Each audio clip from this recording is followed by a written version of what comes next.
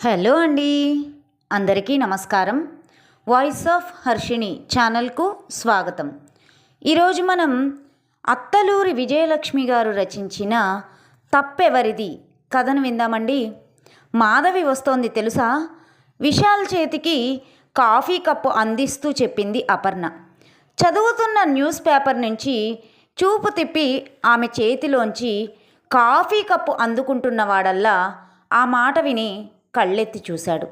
అపర్ణ మొహంలో ఓ విధమైన భయం కనిపించింది. అతని చూపులతో చూపు కలిపి ఒక్కసారి కనురెప్పలు వాల్చేసింది. ఎప్పుడు? ఎవరు చెప్పారు? అడిగాడు కనుబొమ్మలు ముడుస్తూ. వసంత గారు చెప్పారు. నిన్న శ్రావణ శుక్రవారం వరలక్ష్మి వ్రతం నోము పేరంటానికి మాధవి వాళ్ళింటికి వెళ్ళారట. ఇల్లంతా చిన్న చిన్న మార్పులు చేసి గోడలకు తలుపులకు రంగులు వేశారట. ఇండియన్ టాయిలెట్స్ స్థానంలో వెస్ట్రన్ టాయిలెట్ కట్టించారట. చాలా హడావిడిగా ఉన్నారట శాంతగారు వాళ్ళు. కొంగు వేలికి చుట్టుకుంటూ చెప్పింది. అలాగా? విశాల్ కాఫీ కొద్దిగా సిప్ చేసి మౌనంగా ఎటో చూస్తూ ఉండిపోయాడు. కొద్ది క్షణాలు అతనేమన్నా చెప్తాడేమో అని ఎదురు చూసి అతనేమీ మాట్లాడకపోవడంతో అపర్ణ నిశ్శబ్దంగా లోపలికి వెళ్ళిపోయింది. ఆమెకి ఆ తరువాత ఏ పని మీద ఏకాగ్రత కుదరలేదు. నిన్న వసంత నోటి నుంచి మాధవి వస్తోందన్న వార్త తెలిసిన దగ్గర నుంచి మనసులో విపరీతమైన ఆందోళన మొదలైంది. భవిష్యత్తు అగమ్య గోచరంగా కనిపిస్తోంది. సైనికులు నిత్యం కాపలా కాస్తున్న పటిష్టమైన కోటలోంచి తననెవరో దట్టమైన అడవిలోకి విసిరేస్తున్న అభద్రతాభావం ఆమెను నిలువెల్లా వణికిస్తోంది. ఎలా? ఇప్పుడెలా? ఎక్కడికి వెళ్ళాలి? ఎలా బ్రతకాలి? ఏం చేయాలి? ఈ ఇంట్లో తన స్థానం పోయినట్లేనా? ఇది మాధవి ఇల్లు, మాధవి సామ్రాజ్యం. పరాయి దేశంపైకి దండెత్తి అక్రమంగా ఆక్రమించుకున్న దురాశపరుడైన రాజుల తను ఈ ఇంటిని ఆక్రమించుకుంది. ఇలా జరగడంలో తన తప్పెంత? అవును, తప్పు తనదేనా? తన నిస్సహాయతదా? తన పేదరికానిదా? లేక తన స్వార్థానిదా? ఉలిక్కి పడింది అపర్ణ. నేను స్వార్థపరురాలినా? ఎదుటి వాళ్ళ అవసరాన్ని అవకాశంగా తీసుకొని తాత్కాలిక ఆశ్రయాన్ని శాశ్వత స్థావరంగా మార్చుకుందా? ఇందులో విశాల్ తప్పేం లేదా? మరణించిన ప్రభావతి గారి తప్పు లేదా? ఎవరిది తప్పు? ఆలోచనలు కందిరీగల్లా మెదడుని కుడుతున్నాయి. అపర్ణకి తెరలు తెరలుగా దుఃఖం వస్తోంది. కానీ చిత్రం, ఆ దుఃఖం బయటికి రావడం లేదు. గుండెల్లో గూడు కట్టుకుంటూ గొంతుకి గుండెకి అడ్డంగా నిలబడింది. ఒక్క కన్నీటి చుక్క చెంపల మీదకి రాలినా చాలు, కొంతన్నా ఉపశమనం కలుగుతుంది. అదేమిటో నిన్నటి నుండి వసంత గారు మాధవి రాక గురించి చెప్పిన దగ్గర నుంచి కూడా మనసు పెద్ద కొండరాయిని మోస్తున్నంత బరువుగా మారింది. తప్పు చేసి దొరికిపోయిన దానిలా, నేరస్తురాలిలా ఆత్మన్యూన్యతాభావం నిలువెల్లా కాలుస్తోంది. నిజానికి తన ఇంటికి స్వార్థంతో రాలేదే. ఆ రోజు అమ్మ తనని ఒంటరిని చేసి వెళ్ళిపోయిన రోజు. ఉన్న ఆర్థిక సౌలభ్యం పోవడంతో దిక్కుతోచక దిక్కులేక పుట్టెడు దుఃఖంతో అగమ్యగోచరంగా నిలబడిన రోజు. పక్కింటి రాగిణి న్యూస్ పేపర్లో విశాల్ ఇచ్చిన ప్రకటన చూపించింది. వెంటనే పరుగులు పెడుతూ విశాల్ని కలిసింది. తన నిస్సహాయ స్థితి వివరించి తనకతనింట్లో ఆశ్రయం ఇవ్వమని వేడుకుంది. విశాల హృదయంతో విశాల్ అంగీకరించాడు. ఉన్న కొద్దిపాటి సామాను సర్ది రాగిణి ఇంట్లో దాచేసి తన బట్టలు మాత్రం సూట్ కేసులో పెట్టుకొని ఇల్లు ఖాళీ చేసి సరిగ్గా 3 ఏళ్ల క్రితం ఈ ఇంట్లో అడుగుపెట్టిన రోజు తనకేమీ అనిపించలేదు. వాళ్లకొక తోడు, తనకొక నీడ దొరికింది అనుకుంది. మంచాన పడిన ఓ వృద్ధురాలికి సేవ చేయడం అదృష్టంగా భావించింది. ఆమెను కంటికి రెప్పలా చూసుకొని ప్రశాంతంగా ఆమె మరణించడానికి తన వంతు కర్తవ్యాన్ని ఆనందంగా నిర్వర్తించింది. చివరిసారిగా ఆమె తన వైపు చూస్తూ ప్రదర్శించిన కృతజ్ఞతాభావంతో మనసంతా ఆనందంతో నిండిపోయింది. కన్నీళ్లతో తన కొడుకుకి తోడుగా ఉండమని అడిగితే ముందు తన అదృష్టానికి ఆశ్చర్యపోయింది. ఆ తరువాత ఆలోచించింది. కానీ ఆ పరిస్థితుల్లో ప్రభావతి గారి నిష్క్రమణం తరువాత తనకి మళ్ళీ భవిష్యత్తు శూన్యంగా మారబోతుందన్న భయం ఆలోచనని అణచివేసి అంగీకారాన్ని తెలిపింది. అదే ఇంట్లో ఓ సేవకురాలిగా కాక ఓ గృహిణిగా నిలదొక్కుంది. ఇప్పుడు అయాచితంగా లభించిన అదృష్టాన్ని ఎత్తుకుపోవడానికి గద్దల మాధవి వస్తోంది. ఎలా ఈ ఇంట్లో తన స్థానం కాపాడుకోవాలి? తనేం చేయగలదు? తనకి స్థానం ఇచ్చిన వ్యక్తి మౌనంగా ఉన్నాడు. అతనేదన్నా అభయం ఇస్తాడని, నీ స్థానం ఎక్కడికి పోదు, ఎవరు వచ్చినా ఏం జరిగినా నీకు ఎటువంటి హాని జరగదు అని ధైర్యం చెప్తాడనుకుంది. ఇప్పుడు అతనేం మాట్లాడలేదు. ఇక తన ఇంట్లోంచి వెళ్ళిపోవాల్సిందేనా? వెళ్ళి ఎక్కడ ఉండాలి? ఎలా బ్రతకాలి? ఉద్యోగం చేయాలంటే మళ్ళీ క్రూరమృగాల స్థావరంలోకి వెళ్తున్న భావన, భయం. ఒంటరిగా ఉండాలంటే భయం. ఈ సమాజంలో తను ఒంటరిగా బతకగలదా?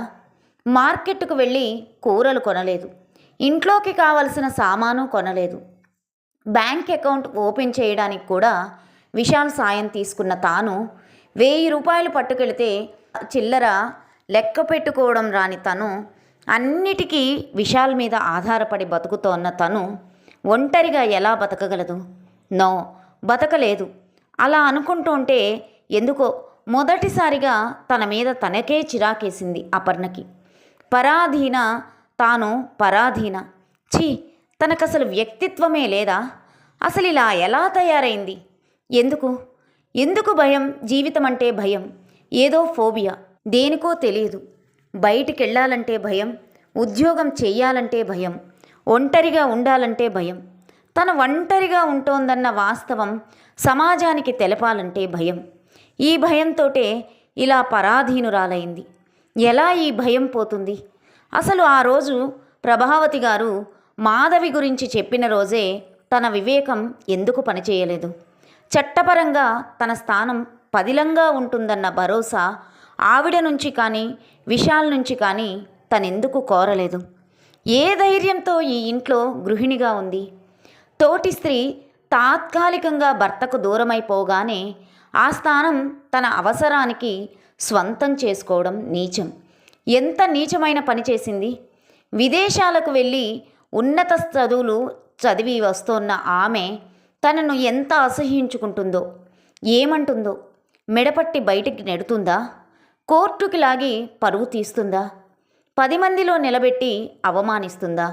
అపర్ణకి కాళ్ల నుంచి తలదాకా ఒక్కసారి ఒళ్ళంతా మంచులా చల్లగా అయ్యి చలనరహితంగా అయినట్లు అనిపించింది. అపర్ణ, ఏం చేస్తున్నావు?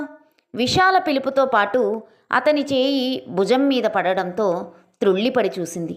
రక్తం గడ్డగట్టినట్లు చైతన్యరహితంగా నిలబడి గాజు కళ్ళతో తన వైపు చూసిన ఆమె పాలిపోయిన మొహం చూసి కంగారుగా అడిగాడు విశాల్. ఏంటి? ఏమైంది అపర్ణ? అరెరే, ఏమైంది? తన చేతుల్లో వాలిపోతున్న ఆమెని పట్టుకుని కుదుపుతూ అడిగాడు. ఒక్కసారిగా కుండ బళ్ళున బద్దలైనట్లు ఆమె నోటి నుంచి పెద్దగా ఏడుపుతో కూడిన శబ్దం వినిపించింది. అతని గుండెలపైన వాలిపోయి వెక్కి వెక్కి ఏడవసాగింది అపర్ణ. విశాల్కి అర్థమైంది, మాధవి వస్తోందన్న వార్తతో ఈమె భయపడుతోంది. అభద్రతాభావం ఈమెను ఆవరించింది. అతనికి జాలేసింది. మార్ధవంగా పిలిచాడు, అపర్ణ. అపర్ణ జవాబు చెప్పలేదు. అతని పిలుపులోని ఆప్యాయతకి అప్పటిదాకా ఘనీభవించి గడ్డలుగా మారిన కన్నీరు ఒక్కసారిగా కరిగి ప్రవహిస్తోంది. కుళ్ళి కుళ్ళి ఏడుస్తోంది. విశాల్కి ఏం చేయాలో, ఎలా ఓదార్చాలో అర్థం కావడం లేదు. ఆమె మానసిక స్థితి అతనికి పూర్తిగా అర్థమైంది. తల్లి బలవంత పెట్టి ఆమెను భార్యగా స్వీకరించమన్న రోజు ముందు ఆలోచించిన మాధవి మీద కోపంతో ఉన్న తను ఆమె తనను నిర్లక్ష్యం చేసినందుకు శిక్షగా అపర్ణని స్వీకరించాడు. కానీ ఒక్క క్షణం మాధవికి ఈ ఇంటి మీద, తన మీద చట్టపరంగా ఉన్న హక్కుల గురించి ఆలోచించలేకపోయాడు. మనిషిని కోపం వివేకశూన్యుణ్ణి చేస్తుందన్న వాస్తవం తెలిసేటప్పటికీ తల్లి మరణించడం, అపర్ణ భార్యగా తన స్థానం పదిలం చేసుకోవడం జరిగింది. ఆ ఇంట్లో తను ఎప్పుడూ ఆమెను సేవకురాలిగా చూడలేదు. నిద్ర లేచాక కమ్మటి కాఫీ నుంచి రాత్రి డిన్నర్ దాకా రుచికరమైన వంటలు, అమ్మ విషయంలో చీకు చింత లేని విధంగా ఆమె తీసుకున్న బాధ్యత, ఇల్లంతా ఎప్పుడూ శుభ్రంగా కళకళలాడుతూ ఉంచిన తీరు ఆ ఇంట్లో అపర్ణని ఒక మెంబర్నే చూశాడు. కాకపోతే ఆ మెంబర్షిప్లోని రిలేషన్షిప్ గురించి ఏనాడూ ఆలోచించలేదు.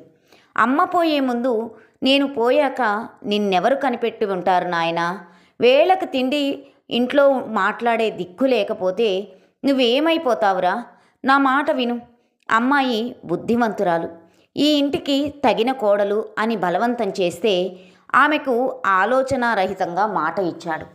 ఆమె ఎదురుగా అపర్ణ మెడలో పసుపు తాడు కట్టాడు. పిచ్చిపిల్ల ఆ తాడు చూసుకొని ఎంత మురిసిపోయిందో. విశాల్ గుండెల్ని చీల్చుకుంటూ నిట్టూర్పు వచ్చింది. తాళి అనే 2 బంగారు నాణేలు, ఒక పసుపు తాడు కోసం ఆడవాళ్ళు ఎంత పరితపిస్తారు. మొదటి రాత్రి తన చేతుల్లో వాలిపోయిన రోజు ఇంత అదృష్టం కలుగుతుందని నేనెన్నడూ ఊహించలేదండి అంది అపర్ణ. కానీ మీరిలా చేశారేంటండి, మాధవికి విడాకులివ్వకుండా నన్ను పెళ్ళెందుకు చేసుకున్నారు అని అడగలేదు. మాధవి వస్తోంది, వచ్చి ఏం చేస్తుంది? నేరుగా ఈ ఇంటికే వస్తుందా? పుట్టింటికి వెళుతుందా? ఇది తన ఇల్లు అన్న స్పృహ ఉందా మాధవికి? హక్కుగా వస్తుందా? బిడియపడుతూ వస్తుందా? తప్పు చేసిన భావనతో గిల్టీగా వస్తుందా? మాధవి తిరిగి వస్తోందన్న వార్త విశాల్ మనసులో రకరకాల ఆలోచనలను రేకెత్తిస్తోంది. మాధవి ఇప్పుడు తన స్థానం కోసం దెబ్బలాడుతుందా? ఈమెను ఇంటి నుంచి వెళ్ళగొడుతుందా? ఈమె పరిస్థితి ఏంటి? అతనికి కూడా బుర్ర పనిచేయడం లేదు. మొద్దుబారినట్లుంది. అపర్ణ ముఖం చూస్తుంటే హృదయం కరిగిపోయింది. నెమ్మదిగా ఆమె చుబుకం పట్టుకొని మొహంపైకి లేవనెత్తి కన్నీళ్లు తుడుస్తూ అనురాగం ధ్వనిస్తున్న స్వరంతో అన్నాడు, బాధపడకు, ఎట్టి పరిస్థితుల్లోనూ నీకు అన్యాయం చేయను, సరేనా? కన్నీళ్లు నిండిన కళ్ళతో అతని మొహంలోకి చూసింది. ఆ కన్నీళ్ల మధ్య నిజమా అన్న ఆశ మిలమిలా మెరిసింది. అభయం ఇస్తున్నట్లు మెత్తగా నవ్వాడు. వెళ్ళు, మొహం కడుక్కో, వెళ్ళు, ఏడవకు అంటూ ఆమెను నెమ్మదిగా నడిపిస్తూ వాష్ బేసిన్ దగ్గరకు తీసుకెళ్లాడు. పంపు తిప్పి కుడి చేతి నిండా నీళ్లు నింపి ఎడం చేత్తో ఆమె భుజం పట్టుకొని ముందుకు వంచి నీళ్లు మొహం మీద చెల్లాడు. అతని ఆప్యాయతకి, ఆ ప్రేమతో కూడిన చర్యకి కదిలిపోయింది అపర్ణ. చాలు, నాకీ అభయం చాలు అనుకుంటూ నేను కడుక్కుంటాను అంది సన్నగా వెక్కుతూ. అపర్ణ మొహం కడుక్కొని టవల్తో తుడుచుకుంటూ అంది, మీరు వెళ్ళండి, ఆఫీస్కి టైం అయిపోతుందేమో కదా. సారీ, నా వల్ల లేట్ అయిందేమో. లేదులే, పర్లేదు, నేను వెళ్ళాక ఇంకేమీ ఆలోచించొద్దు, జరిగేది జరుగుతుంది. ఏది ఏమైనా నీకు మాత్రం అన్యాయం చేయను, నా మాట నమ్ము. నమ్ముతాను అన్నట్లు తల ఊపింది. గుడ్ అంటూ విశాల్ బ్యాగ్ తీసుకుని ఆఫీస్కి వెళ్ళిపోయాడు. అతను వెళ్ళిన వైపు చూస్తూ అలాగే నిలబడిపోయింది అపర్ణ. ఆ రోజు ఆదివారం. విశాల్ ఆలస్యంగా నిద్రలేచాడు. 4 రోజులుగా సరిగ్గా నిద్ర పట్టడం లేదు. ఏదో అశాంతి మనసుని ఆవరించి నిద్ర లేకుండా చేస్తోంది. అపర్ణ ఇచ్చిన కాఫీ తాగి న్యూస్ పేపర్స్ చదువుకుంటూ కూర్చున్నాడు. మాధవి ఇండియాకి వచ్చి 4 రోజులైంది. ఇంతవరకు విశాల్ అటు వెళ్ళడం కానీ, మాధవ్ విశాల్ని కలుసుకోవడం కానీ జరగలేదు. ప్రాణాలు ఉగ్గపట్టుకుని జరగబోయే సంఘటన కోసం ఎదురు చూస్తున్న అపర్ణ మనసిప్పుడు కొంచెం కుదుట పడినట్లయింది. మామూలుగా నవ్వుతూ తిరుగుతోంది. విశాల్ మాత్రం మాధవి గురించి ఆలోచిస్తూనే ఉన్నాడు. అదృష్టవంతురాలు, అనుకున్నది సాధించింది అనుకున్నాడు. ఎంత కాదనుకున్నా ఆమె తన భార్య. 3 ఏళ్లు ప్రేమించి ఏరికోరి పెళ్లి చేసుకున్నాడు. ఇద్దరూ కలిసి భవిష్యత్తు గురించి ఎన్నెన్నో కలలు కన్నారు.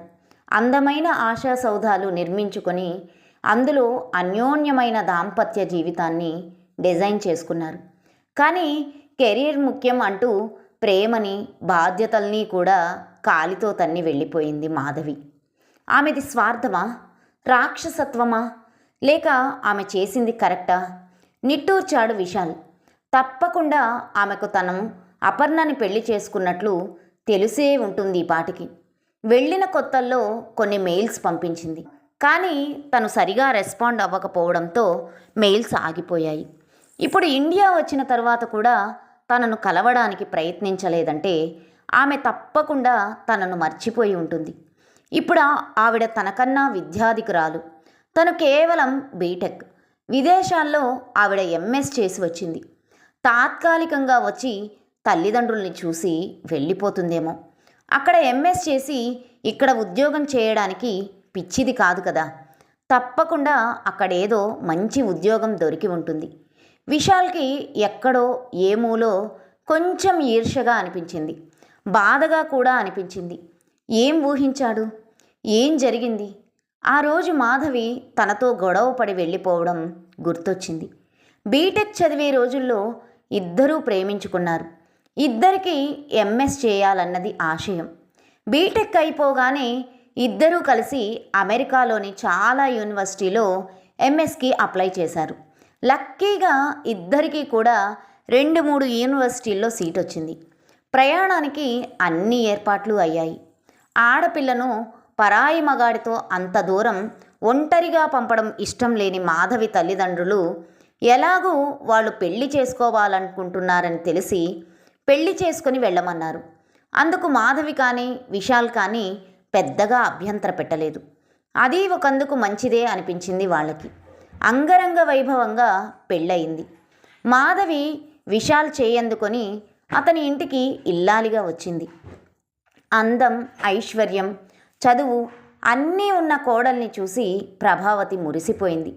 విదేశీ ప్రయాణానికి సుమారు నెలన్నర ముందు నుంచి వాళ్ళ దాంపత్య జీవితం రసవంతంగా సాగిపోయింది. అయితే ఓ రోజు ఉదయం అనుకోకుండా విశాల్ తల్లి ప్రభావతి గారు జబ్బుపడింది. నోటి నుంచి రక్తం కక్కుకుంటున్న ఆవిడని కంగారుగా హాస్పిటల్కి తీసుకెళ్లిన విశాల్ డాక్టర్స్ చెప్పిన వార్తతో షాక్ తిన్నాడు. ఆవిడికి బ్రెస్ట్ క్యాన్సర్. ఊహించని ఆ పరిణామంతో హతాశుడైపోయాడు. ఏం చేయాలో దిక్కుతోచలేదు. జబ్బుగా ఉన్న తల్లిని వదిలి విదేశాలకు వెళ్ళడానికి అతనికి మనస్కరించలేదు. ఒక్కగానొక్క కొడుకుగా ఆవిడనలా వదిలి వెళ్ళడం బాధ్యతారాహిత్యమే కాక మానవత్వం కాదనిపించింది. అందుకే ఎంఎస్ ఆశ చంపేసుకున్నాడు. మాధవి మాత్రం విదేశీ ప్రయాణం క్యాన్సిల్ చేయడానికి ససేమీరా అంగీకరించలేదు. నీ తల్లి కాబట్టి నువ్వు నీ ప్రయాణం క్యాన్సిల్ చేసుకోవడంలో అర్థం ఉంది. నేనెందుకు క్యాన్సిల్ చేసుకోవాలి? నేనెందుకు నా ఆశయం వదులుకోవాలి? ఎంత కష్టపడి సీటు సంపాదించాము. సీట్ వచ్చి, వీసా వచ్చి, టికెట్స్ కూడా బుక్ చేశాక క్యాన్సిల్ చేయడం నాకు ఇష్టం లేదు అని తేల్చింది మాధవి. మరోసారి ఈ అవకాశం తప్పకుండా వస్తుంది మధు. నా మాట విను. ఈ సమయంలో అమ్మని వదిలి వెళ్తే లోకం ఏమంటుంది? లోకం సంగతి పక్కన పెట్టు. మన అంతరాత్మ అంగీకరిస్తుందా అని బతిమిలాడాడు. నీ అంతరాత్మ అంగీకరించకపోవచ్చు, కానీ నా అంతరాత్మ అంగీకరిస్తుంది. సారీ అంది. ఎంత నచ్చజెప్పినా వినకుండా ప్రయాణమైంది. విశాల్కి ఆ సమయం భయంకరమైన పరీక్షా సమయం అయింది. ఒకవైపు అనారోగ్యంతో ఉన్న తల్లి, మరోవైపు ప్రేమించి పెళ్లాడిన భార్య, మరోవైపు ఆహ్వానిస్తున్న అందమైన భవిష్యత్తు. ఏం చేయాలో అర్థం కాలేదు. మాధవి ఈ సమయంలో తనకు అండగా ఉంటే ఈ నిరాశని ఆనందంగా భరించవచ్చు అనిపించింది. అమ్మ బాధ్యత ఇద్దరూ కలిసి పంచుకొని ఇక్కడే మంచి భవిష్యత్తు నిర్మించుకోవచ్చు అనిపించింది. మాధవి తల్లిదండ్రులతో కూడా పరిస్థితి వివరించి చర్చించాడు. వాళ్ళకి మాధవి మొండితనం నచ్చలేదు. కూతురికి నచ్చజెప్పారు. మాధవి వినలేదు. నా కెరియర్ కన్నా నాకేదీ ముఖ్యం కాదు అని తేల్చి చెప్పింది. నిర్దయగా అత్తగారిని, నిర్లక్ష్యంగా భర్తని వదిలి విదేశాలకు వెళ్ళిపోయింది. కాలింగ్ బెల్ మోగడంతో విశాల్ గతం నుంచి తెప్పరిల్లాడు. న్యూస్ పేపర్ అతని ఒడిలో పడి ఉంది. ఎవరో వచ్చారు అపర్ణ అన్నాడు. ఫ్లవర్ వాజ్లో పూలు సర్దుతోన్న అపర్ణ ఫ్లవర్ వాజ్ జాగ్రత్తగా స్టాండ్ మీద పెట్టి తలుపు తీయడానికి వెళ్ళింది. తలుపు తీసిన అపర్ణ గుండెల్లో ఒక్కసారిగా డైనమైట్ పేలినట్లయింది. ఎదురుగా పచ్చని ఒంటి రంగుతో స్లీవ్లెస్ బ్లౌజు, మామిడి పండు రంగు డిజైన్స్ చీర కట్టుకున్న అందమైన యువతి ఎక్స్క్యూజ్ మీ అంటూ అపర్ణని తప్పించుకొని లోపలికి వచ్చింది. అపర్ణ చైతన్యరహితంగా పక్కకి జరిగి గోడకు ఆనుకొని శిలలా నిలబడింది. ఆ యువతి హాల్లోంచి స్టైల్గా నడుస్తూ విశాల్ కూర్చున్న వైపు వెళ్ళింది. ఆమెను చూడగానే విశాల్ చేతిలోంచి న్యూస్ పేపర్ జారి కింద పడింది. చటుక్కున లేచి నిలబడ్డాడు. ఆ యువతి అతని దగ్గరగా నడిచి ఎదురుగా నిలబడి అతని కళ్ళల్లోకి చూస్తూ హలో అంటూ చేయి చాచింది షేక్ హ్యాండ్ కోసం. విశాల్ అప్రతిభుల్లా నిలబడిపోయాడు. షాక్ తగిలిందా? బహుశా నేను వస్తానని ఊహించి ఉండవు, అవునా? మాధవి, నేను మాధవిని, ఐఆమ్ మాధవి ఎంఎస్ అంటూ నవ్వింది. విశాల్ మొహం జేవురించింది. కోపం అణుచుకుంటూ కూర్చో అంటూ ఆమెకు సోఫా చూపించాడు. తను కూర్చున్నాడు. మాధవి కాలు మీద కాలేసుకుని కూర్చుంది.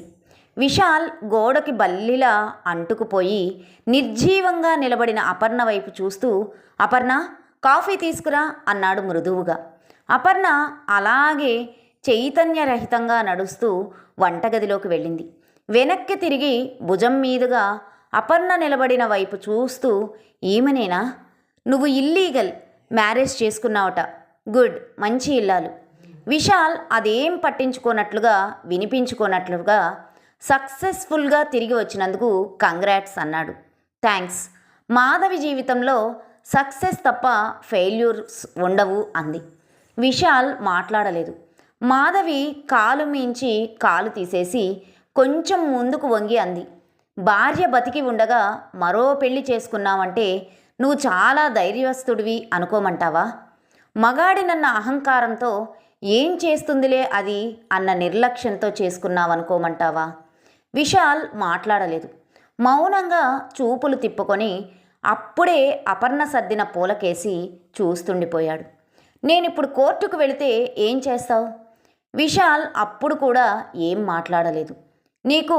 నీకున్న సెల్ఫ్ కాన్ఫిడెన్స్కి అభినందించి ఆనందించమంటావా? తిట్టాలో పొగడాలో అర్థం కావడం లేదు. నీకు నాకు మధ్య జరగబోయే వార్లో ఆ అమ్మాయి విక్టిమ్ అవుతుందని నీకు తోచలేదా? నీ స్వార్థం కోసం ఓ అమాయకురాలి జీవితం నాశనం చేస్తున్నానన్న ఆలోచన రాలేదా? విశాల్ చూపులు తిప్పి మాధవి వైపు సూటిగా చూశాడు. అమెరికా నీళ్లు బాగా వంట పట్టాయేమో. ఎప్పటికన్నా రంగు వచ్చింది, స్లిమ్ అయింది, చాలా ఆధునికంగా అలంకరించుకుంది, కళతో మెరిసిపోతుంది. ఆ రోజు నా మాట వినకుండా నిర్లక్ష్యంగా నీ దారిన నువ్వు వెళ్ళిపోయిన రోజు నేనిలా చేస్తానని చెయ్యగలనని నువ్వు ఊహించలేదా? నీకోసం 3 సంవత్సరాలు మునిలా ఎదురు చూస్తోనన్న ఓవర్ కాన్ఫిడెన్స్తో ఎలా ఉన్నావు? మాధవి నవ్వింది. నేను ప్రేమించి పెళ్లి చేసుకున్న వ్యక్తి ఒక మామూలు మగాడిలా ప్రవర్తిస్తాడని నేను ఊహించలేదు. సో నువ్వు తప్పు చేశావని నీకు అనిపిస్తోందా? మాధవి మాట్లాడలేదు. టీపాయ్ మీద ఉన్న వారపత్రికల వైపు చూస్తూ కొన్ని క్షణాలు మౌనంగా ఉండిపోయింది. తరువాత అంది, అవును, నేను తప్పు చేశాను. నువ్వు నన్ను ప్రేమిస్తున్నావని నమ్మి నిన్ను పెళ్లి చేసుకున్నాను. చాలా పెద్ద తప్పు చేశాను. అయితే హిందూ మ్యారేజ్ యాక్ట్ ప్రకారం తప్పైనా ఒప్పైనా నా స్థానాన్ని అనుమతి లేకుండా మరొక స్త్రీకి ఇవ్వడం నువ్వు చేసిన నేరం. ఈ నేరాన్ని సవాల్ చేసే హక్కు నాకుంది. నా స్థానాన్ని తిరిగి పొందే హక్కు కూడా నాకుంది అనుకుంటూ హక్కులు నిర్లక్ష్యంగా అన్నాడు. హక్కుల గురించి పోరాడే ముందు నీ బాధ్యతల్ని ఒక్కసారి గుర్తుకు తెచ్చుకో. ఒక కోడలిగా నీకేం బాధ్యత లేదా? నన్ను భర్తగా అంగీకరించే ముందు నా వాళ్ళని కూడా నీ వాళ్ళుగా అంగీకరించాలన్న నిజం నీకు తెలియదు. అందుకే అవసాన దశలో ఉన్న అత్తగారి మీద కనికరం లేకుండా నీ స్వార్థం చూసుకొని వెళ్ళిపోయావు. ఎస్, నన్ను 25 ఏళ్లు పెంచిన నా కన్న తల్లిదండ్రుల్నే నేను కేర్ చేయలేదు. కేవలం నెలన్నర పరిచయం ఉన్న ఆవిడ కోసం నేనెందుకు నా కెరియర్ త్యాగం చేయాలి? అవును, నిజమే. నన్ను కనీ పెంచి నా కోసం తన సుఖాల్ని త్యాగం చేసిన నా తల్లి కోసం నేను మాత్రం కేవలం 3 ముళ్ళ బంధం కోసం నా తల్లిని ఎందుకు త్యాగం చేయాలి? అందుకే చేయలేదు. నా తల్లి సుఖం కోసం, ఆవిడ మనశ్శాంతి కోసం ఏం చేయాలో అదే చేశాను. ఈ విషయం నువ్వు ఏ కోర్టులో సవాల్ చేసుకుంటావో చేసుకోవచ్చు. తల్లి తల్లి అనుకునే మగాడికి పెళ్లి చేసుకునే అర్హత లేదు. ఎందుకు చేసుకున్నావు? అలాగా కెరియర్ కోరుకునే ఆడదానికి మాత్రం పెళ్లి చేసుకునే హక్కుందా? లేదు. నువ్వు మాత్రం ఎందుకు చేసుకున్నావు?